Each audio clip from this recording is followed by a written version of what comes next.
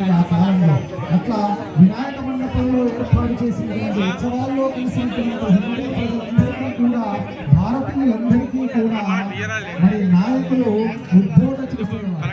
స్వాతంత్ర సంకాంక్ష వారిలో వారి హృదయాలలో అందించేవారు.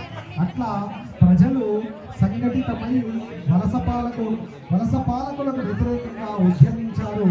మనకు తెలుసు భారతదేశం పట్ల భరతమాత పట్ల మరి భారతీయులందరూ కూడా ఆ స్వాతంత్ర సమరంలో ఎట్లా పోరాడారు అనేది.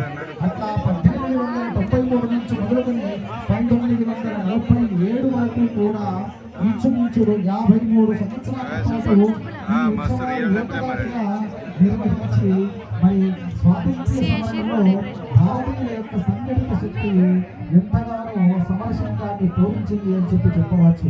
అట్లా స్వాతంత్ర్యాన్ని పొందిన తర్వాత కూడా ఈ ఆచారం కొనసాగుతూ ఉన్నది, ఈ వ్యవహారాలు కొనసాగుతూ ఈ సంప్రదాయాన్ని మనం నిష్ఠతో శాస్త్రబద్ధంగా పాటిస్తూ ఉన్నాం. అట్లా కొనసాగుతున్నటువంటి ఉత్సవాలు వందలాది సంవత్సరాలుగా ముందుకు వెళుతూ హిందూ జాతిని ఒక్క చోటుకు చేరుస్తున్నాయి. ఇవి కేవలం ఉత్సవాలు మాత్రమే కాదు, అనేక మంది ప్రజల్ని కలిపే వేడుకలు. ఈ వేడుకల ద్వారా, ఈ ఉత్సవాల ద్వారా ఏం జరుగుతుంది? భారతదేశంలో వేలాది లక్షలాది మండపాలు ఏర్పాటవుతున్నాయి. ఈ లక్షలాది మండపాల్లో కూడా వినాయకుడిని ప్రతిష్ఠిస్తూ ఉన్నారు. అనేక మంది వేల మంది ప్రజలు ఈ మండపాల వద్ద కలుసుకుంటూ ఉన్నారు.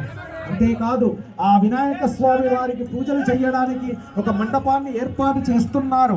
ఈ మండపాన్ని ఏర్పాటు చేయడానికి కార్మికులు కావాలి.